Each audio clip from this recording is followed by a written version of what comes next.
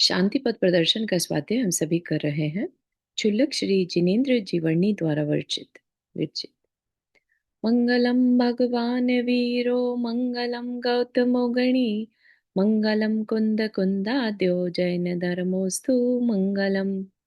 नमो अरिहंताणम, नमो सेताणम, नमो आयर्याणम, नमो उवज्जायाणम, नमो लोये सवसाहुणम। पंच परमेष्ठी भगवान की जय।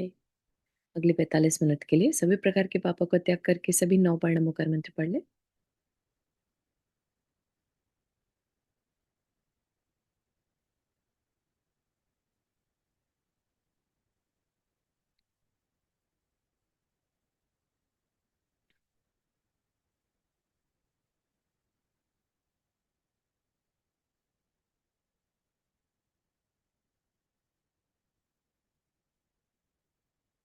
हम्म, तो हमारा यहाँ पर जो टॉपिक चल रहा है तत्वों के बारे में।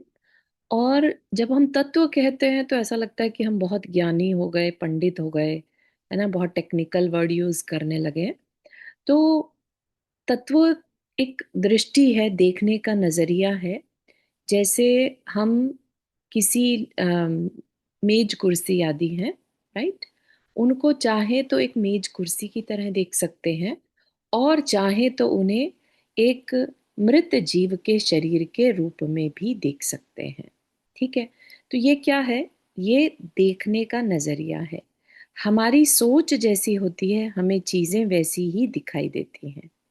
अगर हमारी दृष्टि में वह जीव के रूप में हम उसे देखना चाह रहे थे, तो हर वस्तु कोई ना कोई जीव का रूप होती है। ठीक है। मतलब उसके मृत शरीर, मोस्ट ऑफ द टाइम, मतलब अनलेस कि वो बिल्कुल ही मशीन, मतलब प्लास्टिक से बना है, कुछ है तो अलग बात है। अदरवाइज हम चाहें तो उसको एज अ जीव, जीव क्या है? 7 तत्वों में एक तत्व जीव है। ठीक है ना। या फिर हम चाहें तो उसको अजीव के रूप में भी देख सकते हैं, पुद्गल के रूप में देख सकते हैं, है ना। तो वह वस्तु को देखने का नजरिया है। अगर हम कहें तत्व दृष्टि, तत्व दृष्टि से यहाँ पर अम, हम किस रूप में उसको देखना चाहते हैं। ठीक।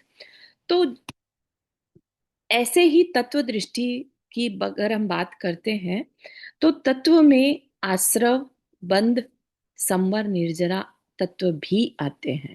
ठीक है। तो आश्रव, बंध, संवर, निर्जरा क्या है? अगर हम देखें तो ये कर्म के से रिलेटेड है, कर्म वर्गणाओं से रिलेटेड है और किसी से रिलेटेड नहीं है। ये चारों तत्व किससे रिलेटेड है? कर्म वर्गणाओं से। कर्म वर्गणाओं का आना और हमारे साथ बंध जाना आश्रव और बंध तत्व का काम है, प्रोसेस है, राइट। और नए कर्म वर्गणाओं को रोक देना और पुरानी को हटा देना संवर और निर्जरा का काम है। ठीक है। तो तत्व दृष्टि की जब हम बात करते हैं तो इसका मतलब एक, हमें कर्म थ्योरी की तरफ से सब कुछ देखने की बात कही जा रही है। क्योंकि जीव अनादिकाल से कर्म से बंधा है, उसी के कारण संसार में चक्कर लगाता है। अगर उससे छूटने का प्रोसेस जान जाए तो मोक्ष को पा सकता है। मोक्ष एक तत्व है। ठीक है।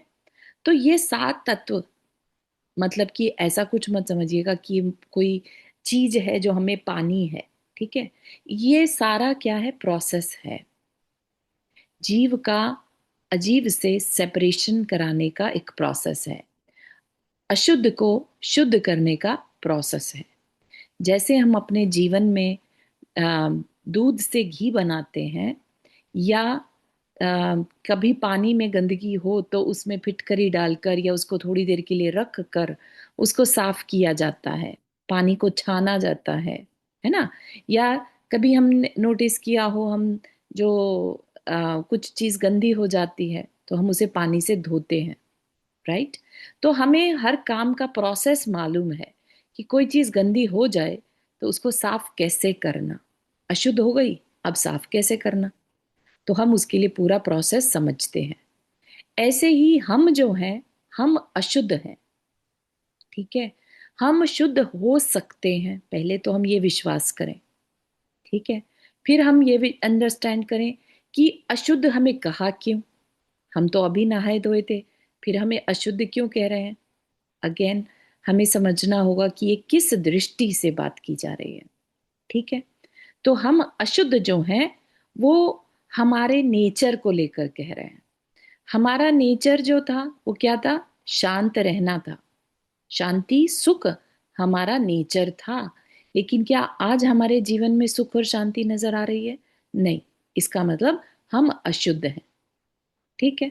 फिर इसमें अगर हम थोड़ा और एनालिसिस करें तो ये हमारी अशुद्धता या हमारी डिस्टरबेंस कहाँ से आ गई, तो कर्म के पार्टिकल्स के कारण।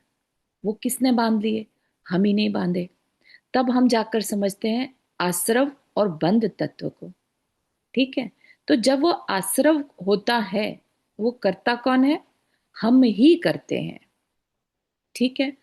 आश्रव कैसे होता है तो वो बताया था कि मन वचन काय की जो भी क्रिया हम करते हैं, जो भी कह रहे हैं, हम दो तरह की क्रियाएं करते हैं। एक अच्छी क्रियाएं करते हैं पुण्य की और शुभ क्रिया करते हैं, और एक अशुभ की करते हैं। हो सकता है मिली जुली भी करते हो, लेकिन उसमें भी अगर हम ध्यान से देखेंगे तो यह शुभ है या अशुभ है, ठीक है। तो जो क्रिया हम कर रहे हैं मन वचन और काय से, ठीक, उसी के करने से हम कर्म पार्टिकल्स को अपनी तरफ बांध लेते हैं, ठीक है। तो अब क्या करें? तो उसके लिए फिर हमने आश्रव तत्व को अच्छे से समझ रहे थे, ठीक। तो यहां पर क्या कहा गया था, समझाया गया था दो दृष्टियों से। अगेन जगह जगह पर बात, हर समय बात जो है अलग अलग पर्सपेक्टिव से बताई जाएगी, ठीक है। तो अब यहां पर कहा गया कि जो पाप की क्रियाएं हैं, अशुभ क्रियाएं हैं, वो तो सबको छोड़नी ही है। सबको मालूम है कि हमें किसी से ईर्ष्या नहीं करनी होती है, हमें किसी दूसरे का बिगाड़ नहीं करना है, हिंसा नहीं करनी है, किसी को तकलीफ नहीं देनी है ना। चोरी छल ये सब नहीं करना है, ये तो सबको मालूम है, ये अशुभ है। तो हमें कहा कि अच्छा फिर अच्छी क्रियाओं में लगो, ठीक है।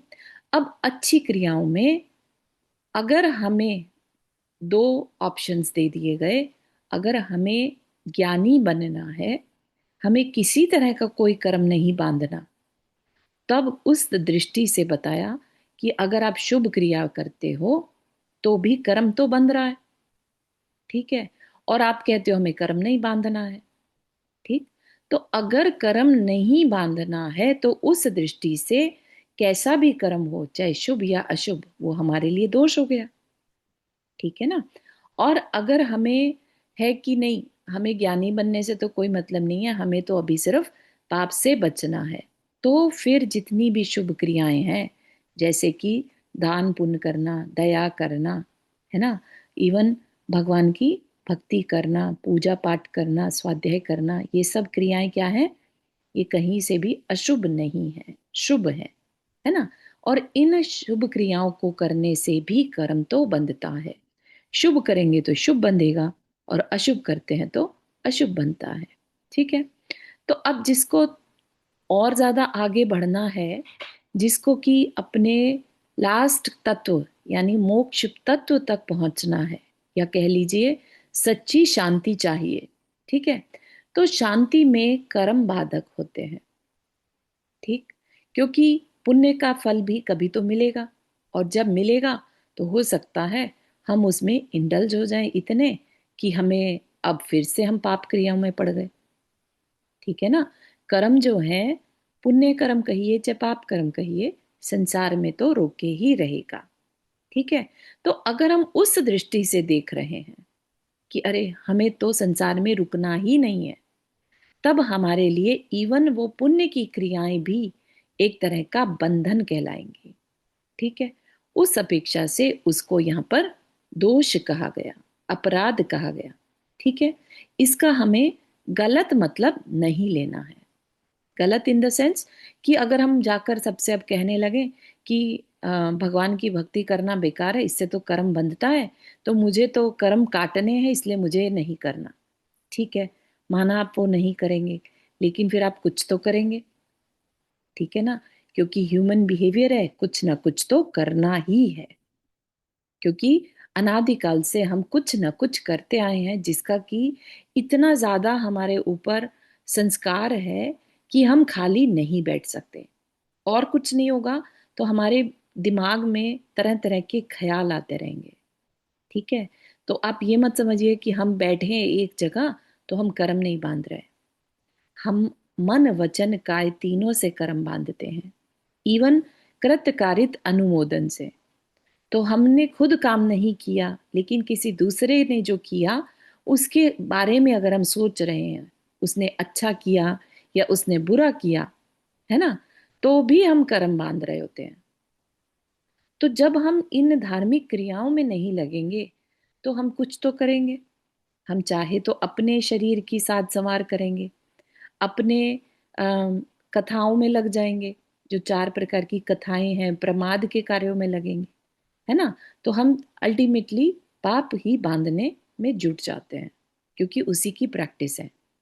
तो इसके लिए कहा कि अगर आप अभी अ, शून्य में बैठना जिसे कहते हैं ना, कि निर्विकल्प अवस्था में बैठने के लिए तैयार अगर नहीं है, तो फिर पुण्य की क्रियाएं, धार्मिक क्रियाओं को मत छोड़ना।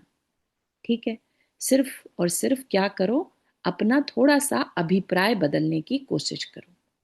धार्मिक क्रियाएं अगर हम पहले किसी अभिप्राय से यानी अपने सांसारिक अभिप्राय से करते थे, उसकी जगह अपने आत्मिक कल्याण के लिए करने लगो। कि पहले हम क्या कर रहे थे कि मेरा ये जॉब अच्छे से चल जाए, मेरा मैनेजर मेरे से खुश रहे, मेरा प्रमोशन हो जाए, इसके लिए कर रहे थे। तो वह जो क्रिया है वो आपको उतना गाढ़ा पुण्य नहीं बंधवाएगी। ठीक है, जो फल मिलेगा वो हमें अल्टीमेटली पाप कार्य में लेकर जाएगा। ठीक, इस वजह से उस तरह के पुण्य करने से हमें बचना होगा, यानी कि हमें पुण्य की क्रियाओं से नहीं बचना, हमें उसके पीछे के अभिप्राय से बचना है। ठीक, फिर आगे की ओर चलते हैं, मनोविज्ञान की ओर। ठीक है, ये बात क्लियर हो रही है कि हमें धार्मिक क्रियाओं में सिर्फ अभिप्राय को बदलना है। मुझे अपने कल्याण के लिए भगवान जैसा बनना है, इसलिए मैं भगवान के गुणगान कर रहा हूं या कर रही हूं, ताकि वैसे गुण मेरे अंदर भी आए। ठीक है, ये बात बहुत क्लियर होनी जरूरी है। नहीं तो अगर यहां से भटक गए तो इसके बाद फिर नीचे पतन की ओर जाने से कोई नहीं रोक सकता। अगर ये बात पकड़ ली यहाँ से कि अरे, हमें तो धार्मिक क्रियाएं करने को मना करा गया है, पुण्य भी सोने की बेड़ियां हैं और बेड़ियां संसार में अटकाए रहती हैं, इसलिए हमें नहीं करनी है। तो ये जो अगर हमने अभिप्राय पकड़ लिया तो समझिएगा कि हमें नीचे जाने से कोई नहीं रोक सकता। लेकिन यहाँ पर साफ साफ कहा जा रहा है कि अपने अभिप्राय को चेंज करो। किसी सांसारिक इच्छा को लेकर धर्म मत करो, अपने आत्म कल्याण के लिए धर्म करो, कि ये समय मेरा अपना है, जैसे कहते हैं ना मी टाइम।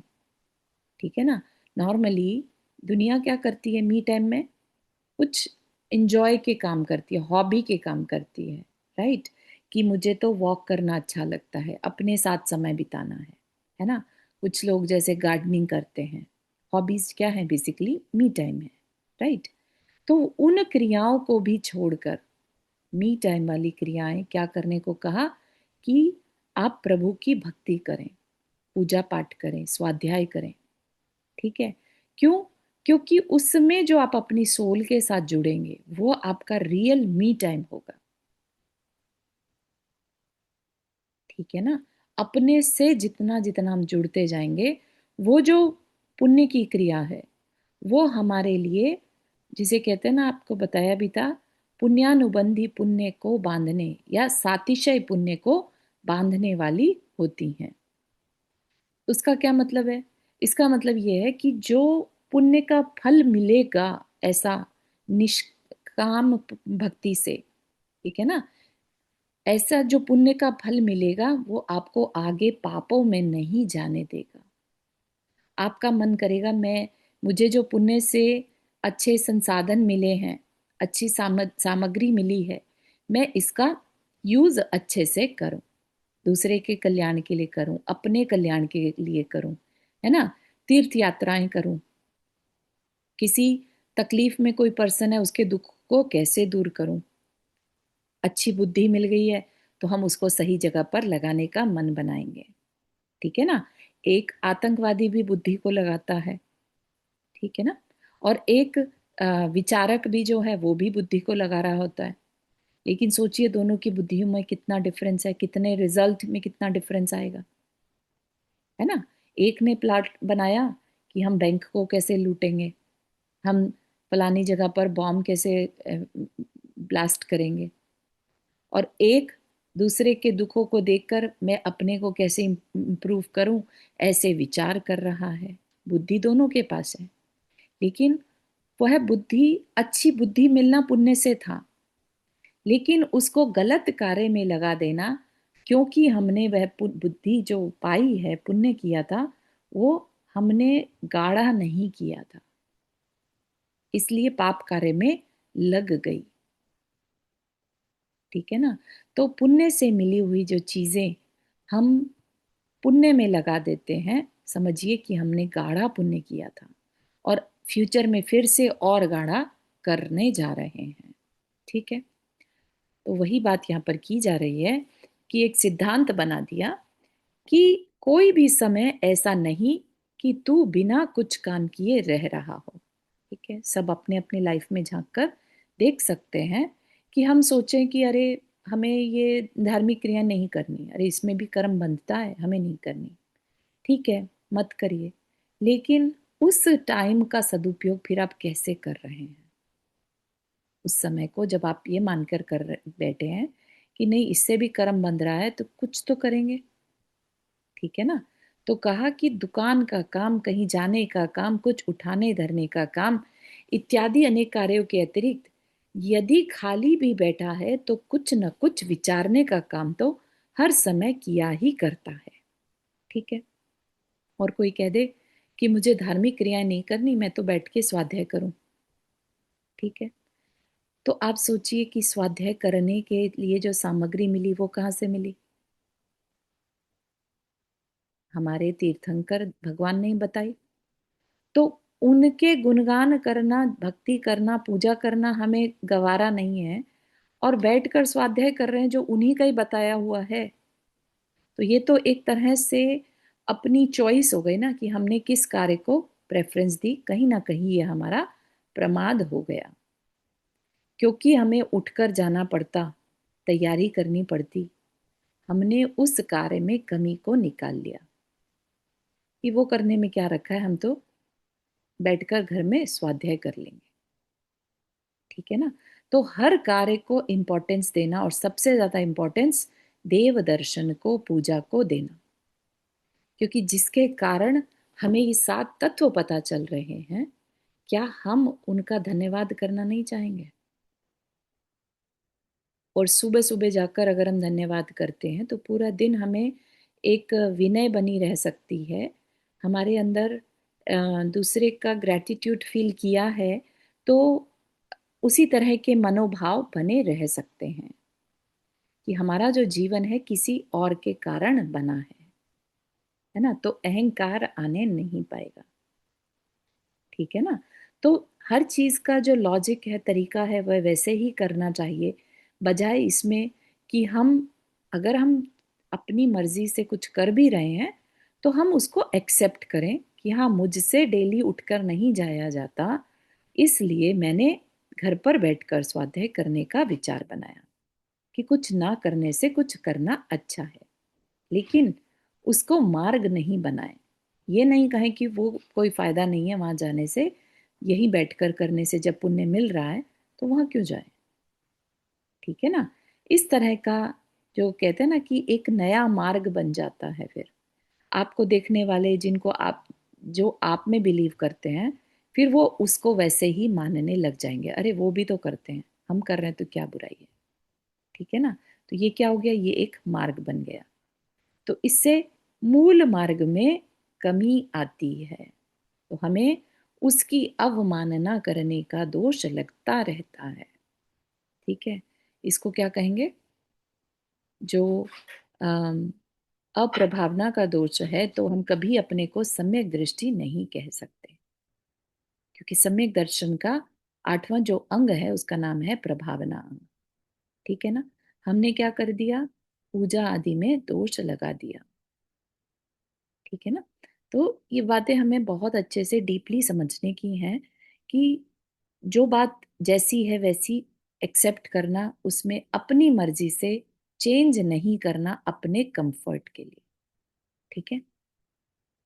तो क्योंकि हमें कुछ ना कुछ करना ही है, और मोस्टली हम नेगेटिव ही करते हैं। मन वह राक्षस है जो हर समय तुझसे काम मांगता है। इसे काम में लगा दे तो लगा दे, नहीं तो वह स्वयं तुझे अपने काम में लगा लेगा।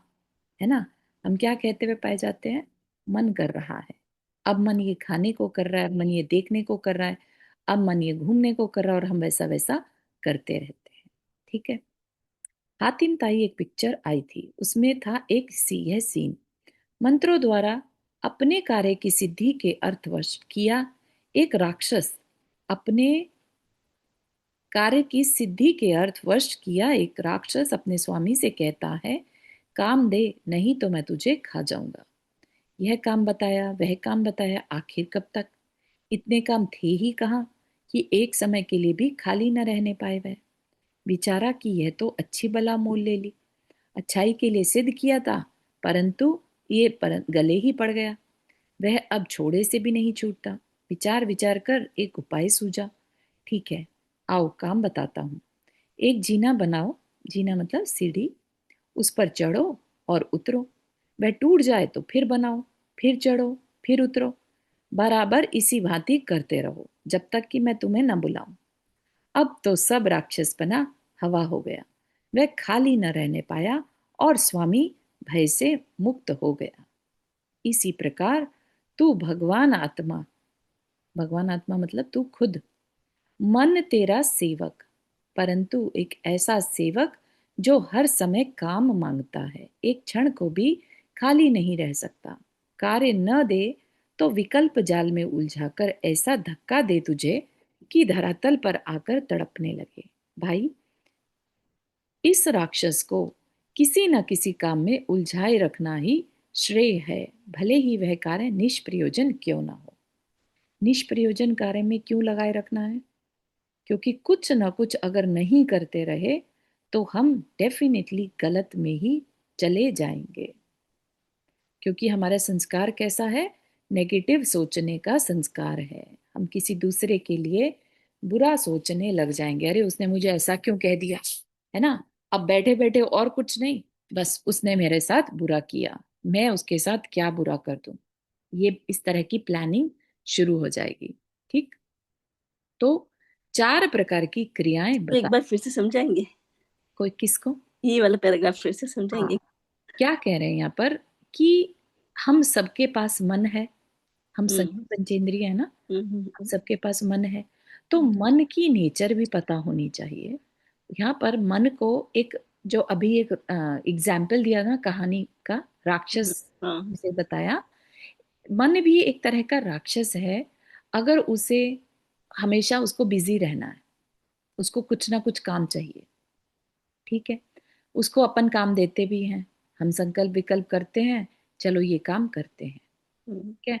हम उस काम को करने में लग जाते हैं, काम डन हुआ, दूसरा काम का इच्छा जागृत हो जाएगी।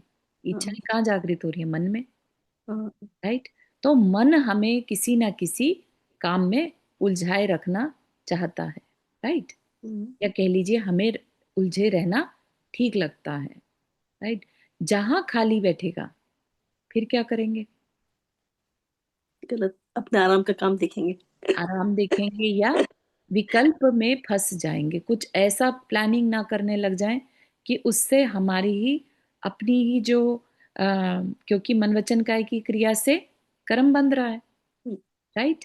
तो फिर हमारे मन के विचारों के अकॉर्डिंगली हम कर्म बांधना शुरू कर देते हैं, तो अपने ही जाल में फंस जाते हैं। ठीक है। तो वह हम्म, कह रहे हैं कि ऐसा ना हो कि मन, अगर तूने उसे काम नहीं दिया, अच्छे काम में नहीं लगाए रखा, हम्म, ठीक है, तो वो तुझे धरातल पर ला सकता है। गलत कार्यों में अटका कर। ठीक है। और इसीलिए शांति में ऊपर जो दिया कि शांति पाने के लिए, ये आखिरी लाइन थी इसके पहले वाले में, हाँ तो उसका मतलब वही हुआ, सेम हुआ ना। हाँ, इसीलिए शांति का वेदन करना है तो हमें पुण्य की क्रियाओं में लगे रहना होगा। बस अभिप्राय बदलना है। हाँ, अभिप्राय बदल। हम्म, ठीक, थैंक यू।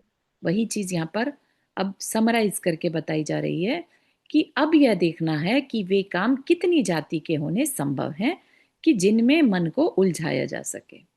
ठीक।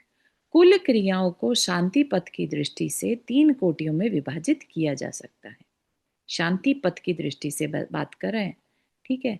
संसारिक दृष्टि से नहीं, शांति पथ यानी उसको टेक्निकल टर्म में मोक्ष मार्ग कहेंगे, लेकिन हम व्यवहार की भाषा में शांति पथ इसलिए कहते हैं कि हमें अल्टीमेट शांति चाहिए जो हमसे छीन ना जाए। ठीक है ना। उसको हम एक और शब्द दे सकते हैं, आत्मिक शांति। ठीक है ना।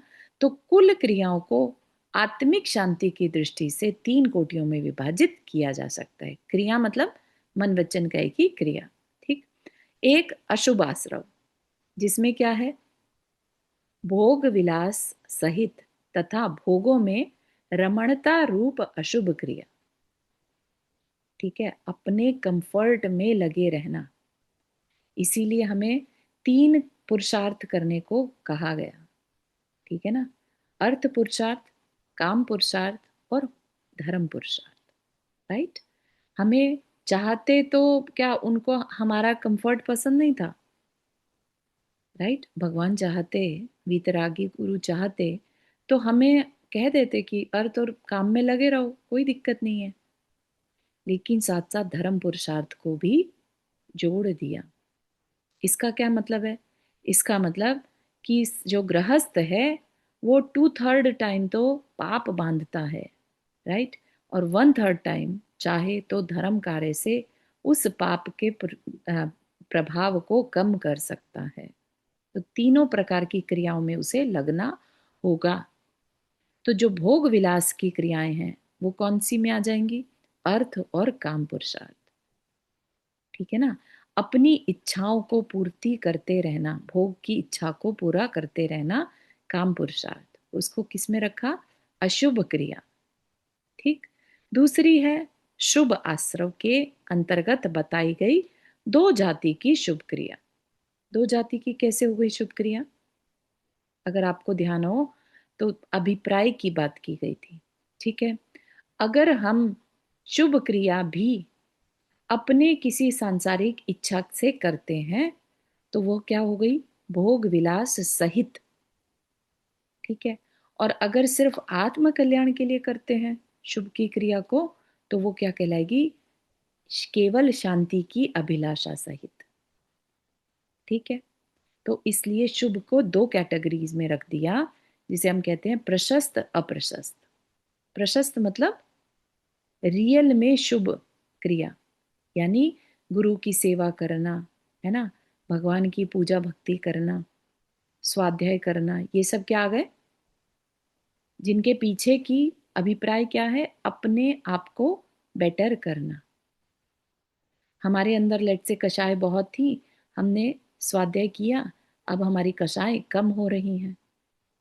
ठीक है। तो ये क्या हो गया?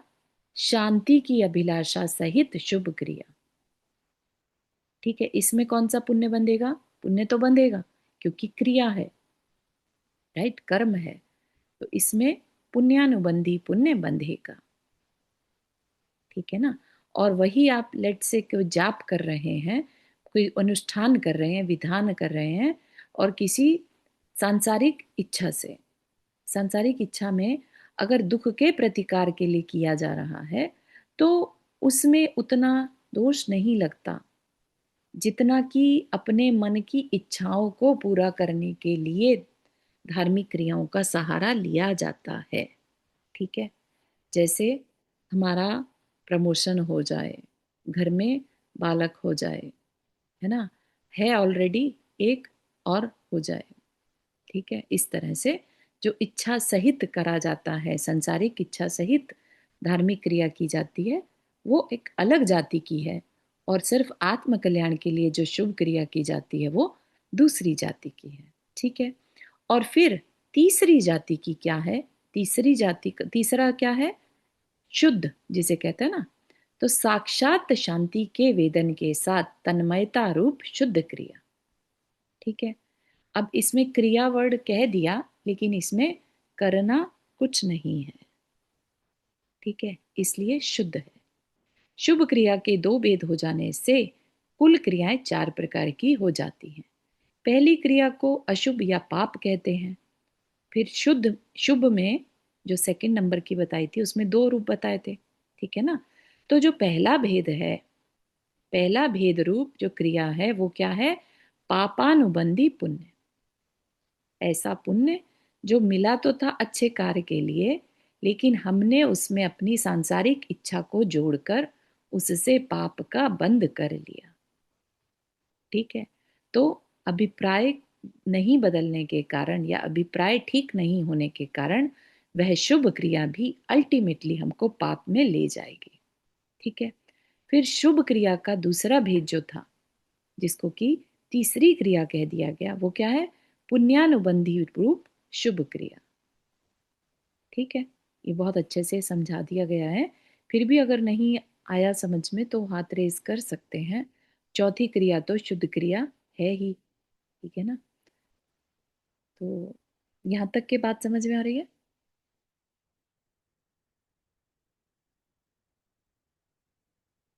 जी। जी। इन चार क्रिया, हाँ कुछ कह रहे हैं? Sorry sorry. चारों जी, एक बार वो चारों चीजें एक सिर्फ कंक्लूजन में बताएंगे, एक एक सेंटेंस जैसे। हाँ, तो देखो, क्रिया तो तीन है, अशुभ है, शुभ है और शुद्ध है। ठीक है। लेकिन शुभ को दो पार्ट में डिवाइड कर दिया।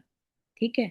एक तो हो गया जिसमें सांसारिक इच्छाओं का अभिप्राय है, और एक जिसमें आत्म कल्याण का अभिप्राय है। ठीक है। तो ये कह सकते हैं कि टोटल चार क्रियाएं हो गई। ठीक है। पहली वाली टोटल अशुभ क्रिया, यानी कंप्लीटली अपने भोग विलास में लगे रहना और भोगों में लगे रहना। ठीक है। उसमें कहीं से भी पुण्य नहीं बंध रहा है। ठीक। सेकंड जो है, उसमें अगर शुभ क्रिया तो कर रहे हैं, लेकिन उसके पीछे अभिप्राय सांसारिक भोग का ही है, तो समझिएगा कि वो है, जो क्रिया का फल है वो अल्टीमेटली पाप में ले जाने वाला होगा। अल्टीमेटली कह रहे हैं, थोड़ा सा पुण्य तो मिलेगा, बंधेगा, और उसका फल भी मिलेगा, लेकिन वो फल इतना कमजोर होगा कि अल्टीमेटली पाप में ले जाएगा। ठीक है।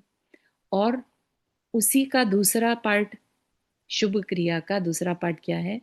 आत्म कल्याण के लिए शुद्ध शुभ क्रियाएं करना, धार्मिक क्रियाएं करना। ठीक है ना। वह क्या है? आत्म कल्याण की दृष्टि से अगर किया जाएगा, बिना किसी सांसारिक इच्छा के किया जाएगा, तो वह पुण्यानुबंधी पुण्य का बंध कराने वाला होगा। यानी उससे जो पुण्य का फल मिलेगा, अल्टीमेटली उससे फर्दर नया पुण्य बांधने का मन बन जाएगा। ठीक है ना। और तीसरी जो है शुद्ध क्रिया है, जो कि ज्ञानी जनों के लिए कही जाती है, जिसमें सिर्फ देखने जानने रूप क्रिया चलती रहती है। ठीक है। तो इस तरीके से ये चार क्रियाएं बताई गई हैं। हमें कौन सी करनी है? हमें अशुभ तो बिल्कुल नहीं करनी है, और शुभ भी करनी है अगर, तो उसमें से पहली वाली को रिड्यूस करना है, और सेकंड वाली को, यानी पुण्यानुबंधी को, आत्म कल्याण वाली को ज्यादा से ज्यादा करना है ना। शुद्ध क्रिया के लिए अभी हम रेडी नहीं है, क्योंकि हमारा जो निर्विकल्पता के साथ, ज्ञानी पने के साथ हम नहीं बैठ पाते। ठीक है ना। तो अननेसेसरी अपने को उलझाना नहीं, अरे शुद्ध क्रिया करेंगे हम, तो हम करने की सामर्थ्य ही नहीं है। सामर्थ्य इन द सेंस कि हम सिर्फ जान रहे हैं, देख रहे हैं, ऐसा क्या हम कर पाते हैं कभी? फिर से उसमें हमारे अपने राग और द्वेष जुड़ जाते हैं, हमारी छोटी सी सोच के साथ भी राग द्वेष जुड़ जाते हैं। ठीक है ना। जब बहुत बहुत अच्छा। ज्ञानी समझा। वाली जो प्रैक्टिस है, उसके लिए निस्पृहता, वास्तविकता का भान होना जरूरी है। ठीक है ना, उसके लिए बार बार बार बार बारे भावना का चिंतन होना जरूरी है। ठीक। इन चारों क्रियाओं में से एक समय में एक ही क्रिया की जानी शक्य है, दो नहीं। अर्थात मन में एक समय में एक क्रिया संबंधी ही विचार उठ सकते हैं, दो क्रिया संबंधी नहीं। है ना। कोई सोचे कि मैं एक साथ शुभ भी कर लूं और अशुभ भी कर लूं, तो वो पॉसिबल नहीं है। ऐसा हो सकना संभव है कि वचन व काय किसी दूसरी क्रिया को करते हो और मन किसी दूसरी क्रिया को। है ना, ये सबको अनुभव में आता है। कब आता है? जब हमें कोई कार्य, अच्छा कार्य कह दिया जाए, करना है, लेकिन मन कहीं और भाग रहा है। मुंह से जाप कर रहे हैं, मंत्र का जाप चल रहा है, हाथ से माला के मनके सरका रहे हैं, और दिमाग कहीं और जा रहा है। क्योंकि मंत्र याद हो गया तो हम उसको मुंह से बोलते जा रहे हैं, और मन को से गिनती चल रही है, और मन कहीं और चल रहा है ना।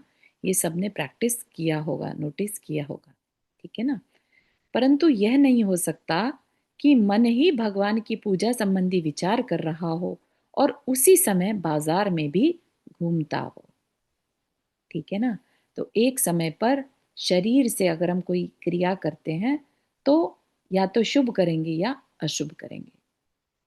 जैसे ही ध्यान पूर्वक यह प्रवचन सुनते हुए आपको क्लॉक की टन सुनाई नहीं देती, है ना, हमारा फोकस एक जगह पर ही काम करता है। अपनी चंचलता के कारण यह बड़ी द्रुत गति से गमन कर सकता है। मतलब क्या? कि हो सकता है बीच बीच में आपका ध्यान हट रहा हो, फिर वापस से जुड़ रहा हो। ऐसा पॉसिबल है। अपनी ग्रह संबंधी विचार कर रहा है तो अगले क्षण मोक्ष व शांति संबंधी। इन दो विचारों के बीच का अंतराल कभी अधिक भी हो जाता है और कभी कम भी। अधिक अंतराल हो जाने पर हमें यह जान पड़ता है कि एक समय में एक ही कार्य हुआ और दूसरा कार्य कुछ देर पश्चात दूसरे समय में हुआ।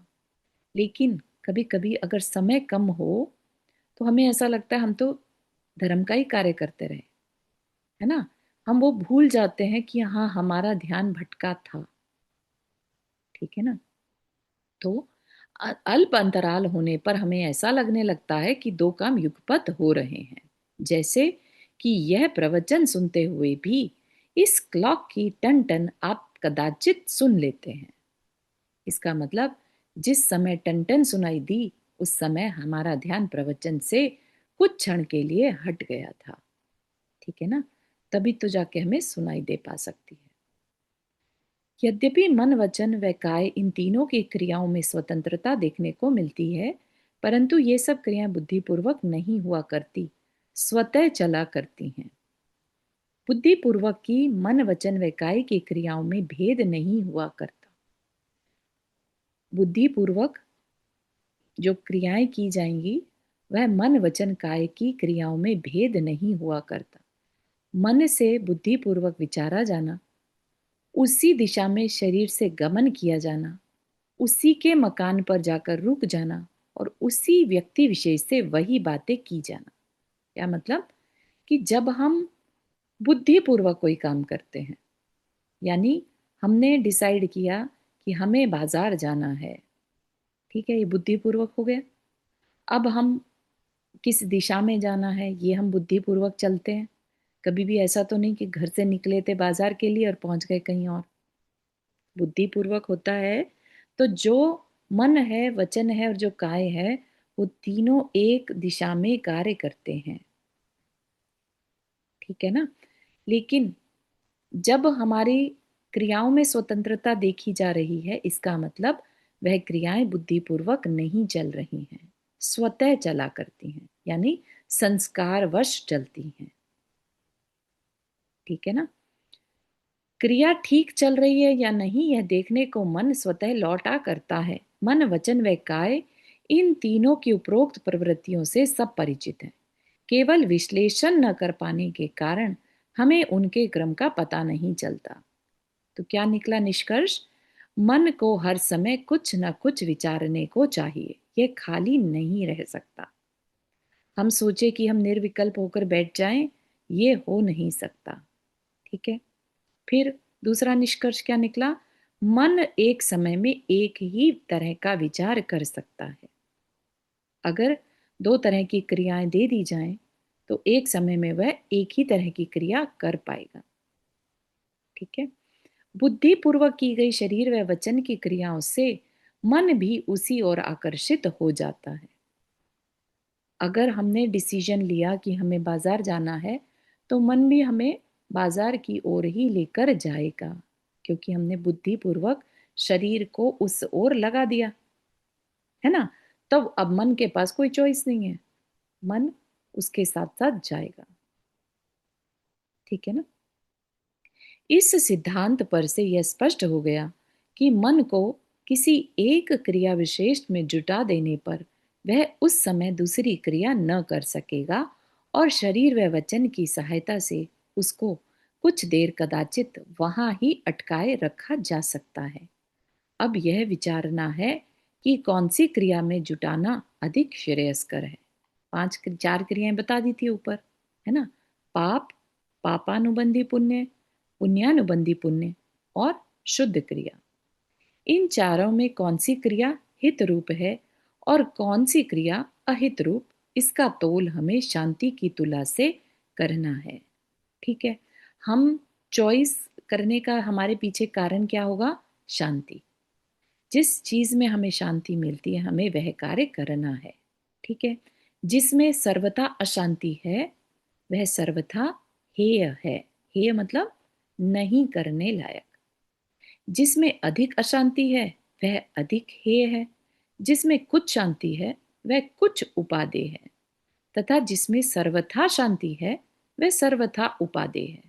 समझ रहे हैं परमोटेशन कॉम्बिनेशन कैसे बनेंगे? ठीक है ना।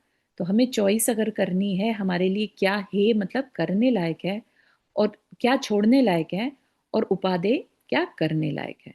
तो कहा कि जहां सर्वथा अशांति है, वो कंप्लीटली छोड़ने लायक है, और जहां सर्वथा शांति है, वो कंप्लीटली पाने लायक है। लेकिन जो बीच की सिचुएशन बन जाती है, जहां अशांति और शांति का अंश आगे पीछे हो सकता है, उस दिशा में, उस सिचुएशन में क्या करें? ठीक है ना। तो उसमें कहा कि अगर अशांति ज्यादा है और शांति कम है, तो वह ज्यादा छोड़ने लायक है, कि हमें उसको छोड़ने का मन बनाना चाहिए। ठीक है। और अगर शांति मिल रही है, तो फिर वह कुछ उपादेय है, तो उस परसेंटेज बन जाएगा उसमें। हो सकता है किसी किसी कार्य में 90% अशांति के साथ 10% शांति मिलती हो। ठीक है ना। तो फिर हमें उसमें सोचना होगा। तो यहाँ पर क्या निष्कर्ष निकाला कि उन चारों क्रियाओं का तोल करने से इसमें तो कोई संशय नहीं कि पहली पाप और चौथी शुद्ध क्रिया है। इन दोनों में पहली अत्यंत हेय है और चौथी अत्यंत उपादेय। तो विचार किस में करना? जब हमें डिसीजन लेना होगा, तो दूसरी और तीसरी में लेना होगा, ने हे माने या उपादेय। ठीक है। तो उसके लिए आगे चलते हैं। इस बात का उत्तर लेने के लिए हमें यह विचारना होगा कि ये क्रियाएं अशांति रूप ही हैं या कुछ शांति रूप भी। एक उपयोग में एक ही कार्य सिद्ध होने के कारण यद्यपि एक ही कार्य में शांति और अशांति दोनों अंशों का सद्भाव एक समय में रहना कुछ जचता नहीं, परंतु विचार करने पर एक ही कार्य में से ये दोनों अंश रहने असंभव प्रतीत नहीं होते। एग्जाम्पल दिया जा रहा है, देखिए समझिए। उपयोग व शांति में कुछ अंतर है। उपयोग मतलब हमारा उपयोग होना क्रिया है, और शांति क्या है? रिजल्ट है। ठीक है। उपयोग केवल जानने का नाम है और शांति है स्वाद का नाम। उपयोग ज्ञान है और शांति ज्ञेय। उपयोग प्रकाशक है और शांति प्रकाश। ठीक है। क्या मतलब? एक कारण है और एक कार्य है। ठीक है। उपयोग हमारा किस में लग रहा है? हमारी क्रिया कौन सी क्रिया में उपयोग लग रहा है और उससे क्या फल मिल रहा है। ठीक है, तो कार्य और कारण और कार्य दो चीजें हैं, उपयोग और शांति, दोनों में अंतर बता दिया। ठीक है, अब इसको आप कैसे समझेंगे, एग्जाम्पल से समझेंगे कि ज्ञान में भले क्रम रहे पर गे में क्रम रखने की आवश्यकता नहीं। यदि दो या अधिक गे मिलकर एक में हो जाएं, तो एक ही समय में क्या ज्ञान उसे जान ना लेगा। जैसे कि स्वाद है, ठीक है, हमने कोई चीज खाई, अब उसमें हर तरह के मसाले पड़े रहते हैं, नमक है, मिर्च है, मीठा भी हो सकता है, जैसे शिकंजी होती है ना, उसमें सारे मसाले डले हैं। हम उसका एक साथ स्वाद ले, एक साथ पिए तो हम एक साथ मिला जुला स्वाद भी ले सकते हैं, और चाहे तो उसका अलग अलग स्वाद भी मेजर कर सकते हैं। ठीक है ना, तो हम उनका अलग अलग स्वाद भी चखते हैं और एक कुछ टोटली मिक्स हुआ हुआ स्वाद भी चखते हैं। ठीक है, तो उसी पर से ये रिजल्ट निकलता है कि मिश्रित शांति का स्वाद लेते समय भी शांति और अशांति का भिन्न भिन्न स्वाद न आकर मिश्रित कोई भी जातीय ही स्वाद आता है। यानी कि हमने कोई कार्य ऐसा किया जिसमें कि, जैसे कि हमने किसी सांसारिक इच्छा से कोई धार्मिक क्रिया करी, माना, ठीक है, अब वो क्रिया तो करी, उसमें हमारा भाव था कोई सांसारिक क्रिया का, लेकिन हमें उसमें अच्छा भी लगा। जरूरी नहीं है कि उसमें हमने पूरा कार्य खराब ही किया हो, कुछ हमने उसमें हमें अच्छा भी लगा। राइट, तो अब हमें जो रिजल्ट है वो कैसा होगा, मिला जुला होगा। ठीक है ना, क्योंकि उसमें अभिप्राय कैसा था, हमारा सांसारिक इच्छा का अभिप्राय था, अभिप्राय ज्यादा स्ट्रांग था। ठीक है ना, और हमें थोड़ा उसमें अच्छा भी लगा, भगवान के गुणगान कर रहे थे, किसी तरह की कोई चिंता नहीं थी, है ना, कोई दिखावा नहीं था, बस कर रहे थे। ठीक है ना, भले ही अभिप्राय सांसारिक इच्छा का था, लेकिन हमने भक्ति पूर्वक किया, पूरे मन से, जितना मन लगा सकते थे उस समय उतना लगाया। ठीक है ना, तो हमें अब क्या होगा, दोनों तरह का रिजल्ट मिलेगा, मिला जुला। यहाँ पर सांसारिक इच्छा तो थी, इसलिए हमें सेकंड नंबर का जो क्रिया हुई वो कहलाएगा, लेकिन यहाँ पर हमें अंश देखने होंगे, परसेंटेज देखनी होगी। हो सकता है सांसारिक भावों से स्टार्टिंग तो की थी, लेकिन करते करते इतना आनंद आने लगा कि हम उसका अपना सांसारिक जो प्रयोजन था वो है भूल ही गए, और पूरी तरह से हम एंजॉय करने लगे, और मतलब उसको रियली मन से करने लगे। एनीवेज, हमारा समय हो गया, तो इस चीज़ को अपन कल के सेशन में लेंगे। अ, यहाँ तक कि किसी को कुछ पूछना है। चारण जी कल चतुर्दशी है।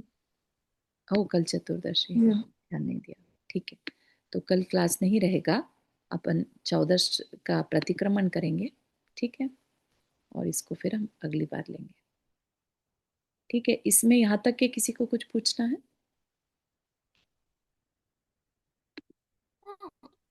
फ्राइडे को है ना 14? Let me check, double check, है ना। अपन जो एक स्पेशल कैलेंडर है ना जो यहाँ पर फॉलो होता है, उसको फॉलो करते हैं, तो लेट मी डबल चेक। 7 तारीख यानी कल है। तो कल ही रखेंगे ताकि एक ही कैलेंडर अपन यूज करें, है ना, तो ठीक ठीक, है। जी, चलिए। चारू जी ये वाला कैलेंडर आप शेयर कर लेंगे? हाँ हाँ हाँ, बिल्कुल। Thank you. और अपन भक्तांबर कब करेंगे? भक्तामर हम आफ्टर 10 लक्षण ही कर पाएंगे। ओके, उसका एक का वो बताना रह गया था ना, मंत्र।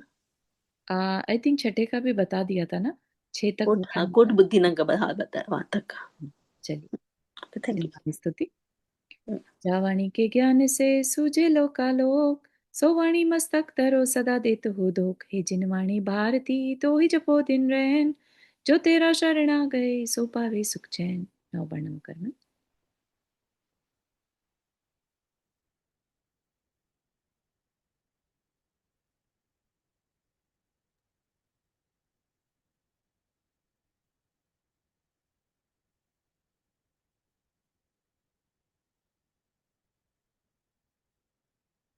सभी को जय जिनेन्द्र।